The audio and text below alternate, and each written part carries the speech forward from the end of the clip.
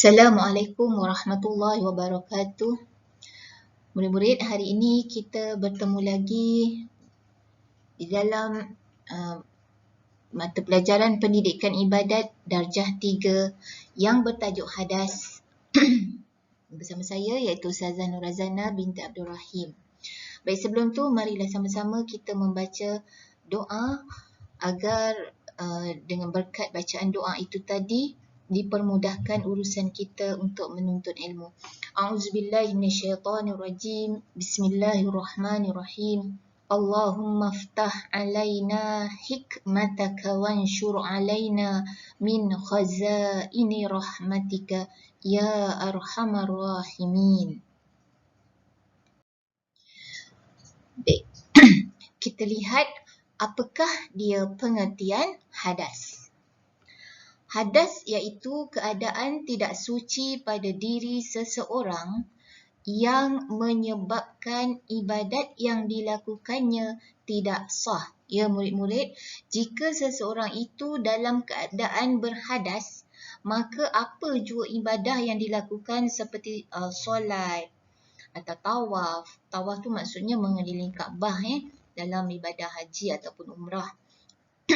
Maka ibadat tersebut tidak sah kerana orang itu dalam keadaan berhadas. Jadi hadas ini sebenarnya adalah kotoran yang kita tak boleh nampak. Itu maksud hadas. Baik.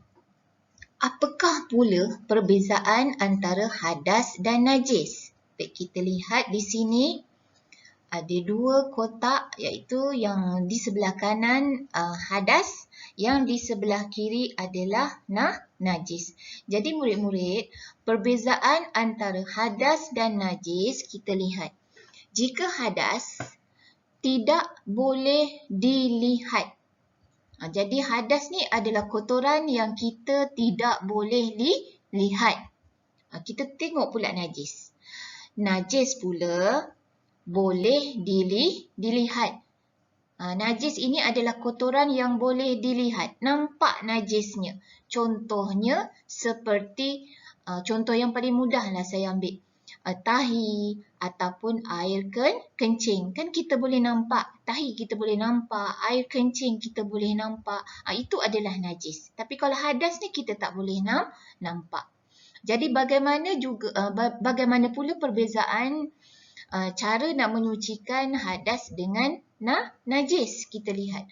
Jika hadas hanya boleh disucikan dengan beruduk. Beruduk ni maksud dia mengambil air sembahyang.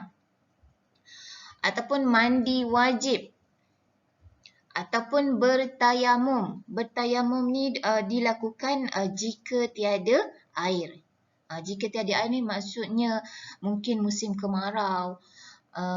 Mungkin ada air, musim kemarau ada air, tapi air tu sedikit, mungkin hanya cukup untuk kita minum, untuk keperluan kita minum sahaja.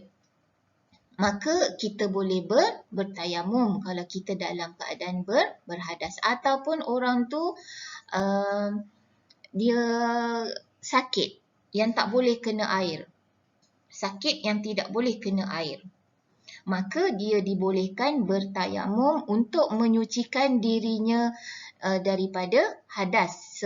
Tayamum itu adalah sebagai ganti uduk dan juga mandi wajib. Tu nanti kita akan masuk, ada bab lain yang kita akan masuk nanti, cara untuk bertayamum. Manakala najis pula disucikan dengan membuang najis. Buang najis ya, kena buang najis. Macam tadi saya kata contoh najis tahi ataupun air kencing. Jadi kena buang dulu. Kalau nampak najis tu buang dulu, bersihkan dulu. Serta membasuh tempat yang terkena najis itu. Jadi dah buang najis, maka kena basuh najis bekas atau tempat yang terkena najis tersebut. Contoh macam najis tu ada di atas lantai, tahi ada di atas lantai. Buang dulu tahi tersebut atau najis tersebut. Kemudian basuh tempat yang terkena najis itu sehingga hilang 3 perkara. Apa dia? Bau, rasa serta warna. Baik, seterusnya kita lihat bahagian hadas. Hadas. Tengok peta minda tersebut. Hadas ada dua bahagian. Yang pertama apa? Baik, yang pertama ia adalah hadas kecil dan yang kedua adalah hadas besar.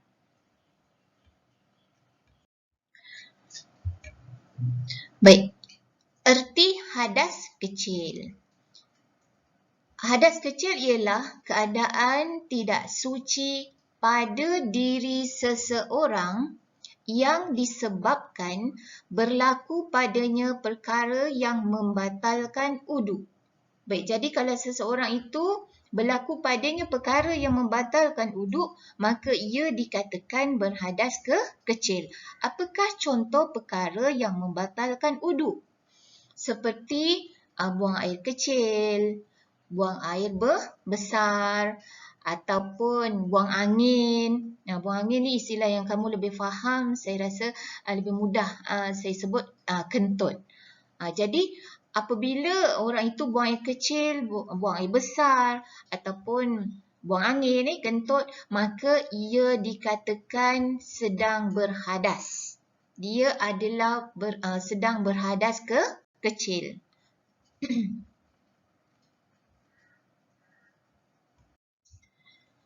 Baik.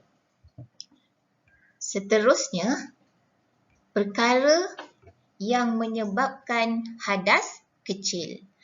Baik. Yang pertama, keluar sesuatu daripada kubul atau dubur. Kubul ni murid-murid adalah kemaluan hadapan.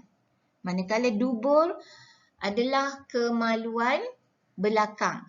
Jadi, contoh sesuatu yang keluar daripada kubul atau dubur seperti contoh yang paling mudah air kencing ataupun tahi ataupun buang air kecil, buang air besar, ya. Jadi kalau keluar sesuatu daripada kubul atau dubur tadi tu, maka menyebabkan seseorang itu berhadas kecil, atau selain pada tu kentut pun termasuk benda ataupun benda yang keluar daripada kubul ataupun dubur. Baik, seterusnya yang kedua, perkara yang menyebabkan hadas kecil ataupun batal wudu. Yang kedua, tidur yang tidak tetap dua papan punggung. Sebagai contohnya, tidur yang tidak tetap dua papan punggung adalah tidur terlentang, tidur mengiring ataupun tidur meniarap. Kerana apa? Tidur yang tidak tetap dua papan punggung ini boleh menyebabkan mungkin dia keluar angin semasa tidur, dia tak perasan. Maka menyebabkan dia berhadas kecil. Papan punggung ni sebenarnya adalah papan punggung ni, kalau nak tahu, apabila kita duduk di satu tempat, papan punggung itulah yang kena dekat tempat yang kita letak itu, tempat yang kita duduk tu. Tu papan punggung. Jadi kalau papan punggung ni dia rapat kat satu tempat tu yang kita duduk tu, kita letak dia tu, InsyaAllah lah, kalau misal kata nak kentut pun payah, tu senang lah cerita, tu senang, saya rasa yang perkataan mudah yang saya gunakan untuk kamu lebih faham. Jadi tidur yang tetap, kalau tetap papan punggung, tidur yang tetap papan punggung ni biasanya tidur duduk.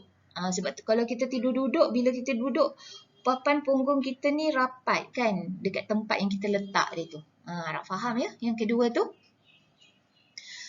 Kemudian perkara yang menyebabkan hadas kecil yang ketiga adalah hilang akal. Hilang akal ni macam mana? Contohnya pitam. Pitam ni maksudnya pengsan lah ataupun mabuk. Kemudian yang keempat, iaitu bersentuhan kulit lelaki dengan perempuan yang halal nikah tanpa berlapik.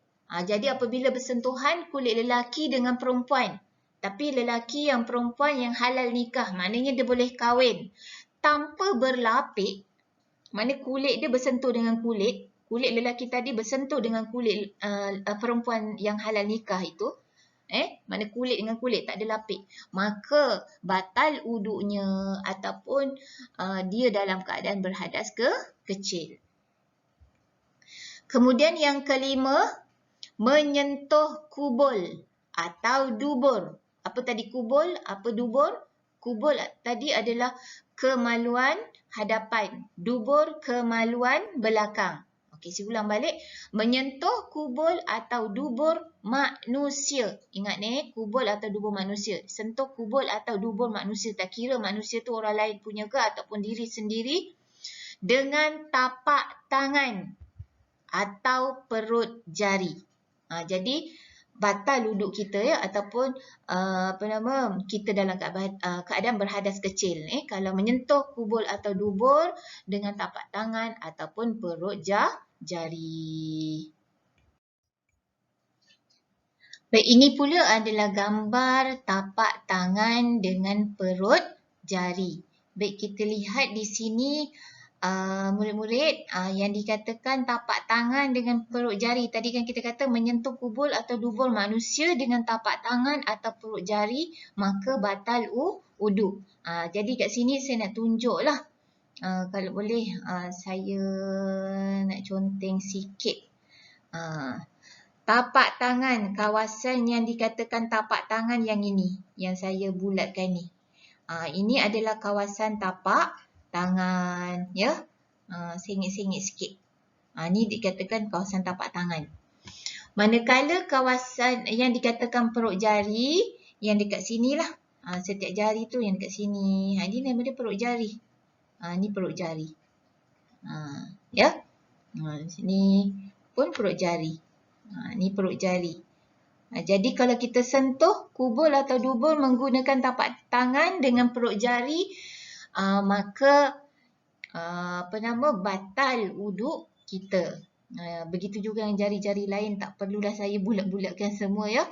Tapi kalau belakang tapak tangan atau belakang perut jari, kalau kita balikkan gambar tangan ni, belakang dia, itu tak apa. Yang tu tak batal wuduk. Faham ya?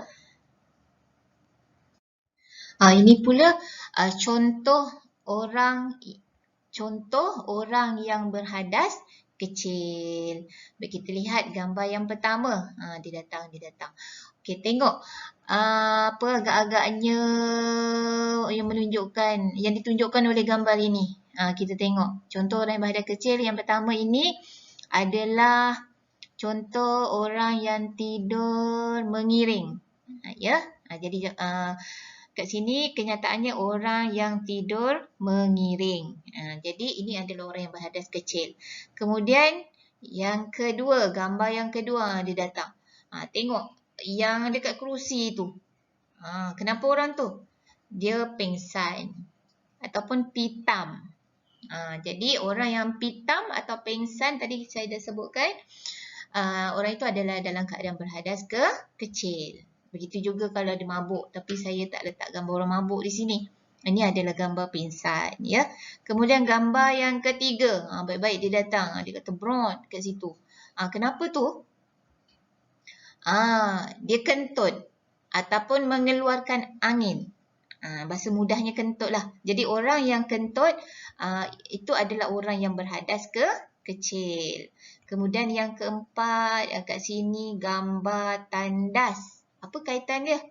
Tandas dengan orang yang berhadas kecil. Ni maksud dia orang yang selepas membuang air besar ataupun membuang air kecil. Jadi orang yang membuang air kecil ataupun air besar itu adalah dipanggil orang yang berhadas kecil. Boleh ke kalau dia dah buang air kecil, dah buang air besar, dia terus nak pergi solat, dia tak ambil wuduk? Boleh ke? Tentulah tak boleh, sebab dia dalam keadaan berhadas. Walaupun memang najis tu dia dah basuh bersih-bersih, tapi dia tetap dikatakan dalam keadaan berhadas. Hadas apa? Hadas kecil. Jadi cara dia nak menyucikan hadas kecil dia itu, dia hendaklah berwuduk apabila hendak melakukan solat ataupun ibadah-ibadah yang lain. Okey. Baik, ini pula adalah erti hadas besar. Baik, hadas besar ialah keadaan tidak suci pada diri seseorang yang menyebabkan ia diwajibkan mandi. Nama mandi itu adalah mandi wajib jika hendak melakukan ibadah. Yang tadi hadas kecil, yang ni hadas besar. Hadas besar ni kalau nak sucikan diri dia daripada hadas besar, maka orang itu hendaklah mandi wajib. Tidak boleh tidak, dia mesti mandi wajib. Baik. Baiklah, seterusnya kita lihat apakah perkara yang menyebabkan hadas besar. Ada dua bahagian di situ, iaitu yang pertama bagi lelaki dan perempuan dan yang kedua bagi perempuan sahaja. Bagi lelaki dan perempuan, contohnya yang pertama ialah keluar mani. Baik, mani ini adalah satu cecair yang akan keluar daripada kubul apabila dalam keadaan bersyahwat atau dalam keadaan seronok, ataupun biasanya boleh juga dikatakan keluar mani ini bagi lelaki tanda seseorang kanak-kanak lelaki itu sudah baligh, biasanya berumur 15 tahun ke atas. Kemudian yang kedua, bersetubuh. Bersetubuh ini adalah melakukan perhubungan jenis itu bagi suami isteri. Kemudian yang ketiga, meninggal dunia yang bukan mati syahid. Meninggal dunia yang bukan mati syahid maksudnya yang bukan mati dalam peperangan untuk menegakkan agama Islam. Itu adalah perkara yang menyebabkan hadas besar bagi lelaki dan perempuan. Seterusnya kita lihat bagi perempuan sahaja. Perkara yang menyebabkan hadas besar bagi perempuan sahaja. Yang pertama, keluar darah haid. Darah haid bagi perempuan ia juga merupakan tanda awal baligh bagi kanak-kanak perempuan yang kebiasaannya berumur 9 tahun ke atas. Dan darah haid ini juga biasanya dia akan keluar pada setiap bulan. Dan apabila orang itu berhadas besar, dia tidak boleh melakukan ibadah seperti solat. Ya. Baik, kemudian hadas besar bagi perempuan sahaja iaitu yang kedua, keluar darah nifas. Darah nifas merupakan darah yang keluar daripada rahim perempuan ketika selepas melahirkan anak. Dan ia juga masanya agak panjang daripada darah haid. Ya. Kemudian yang ketiga, hadas besar bagi perempuan sahaja, iaitu wiladah. Apa itu wiladah? Melahirkan anak. Jadi orang perempuan selepas melahirkan anak dipanggil wiladah dan dia dalam keadaan berhadas besar. Baik. Jadi itu sahaja saya rasa untuk hari ini. Sampai sini sahaja dahulu. Sekian. Wallahu a'lam bishawab. Wabillahi taufiq wal hidayah. Wassalamualaikum warahmatullahi wabarakatuh.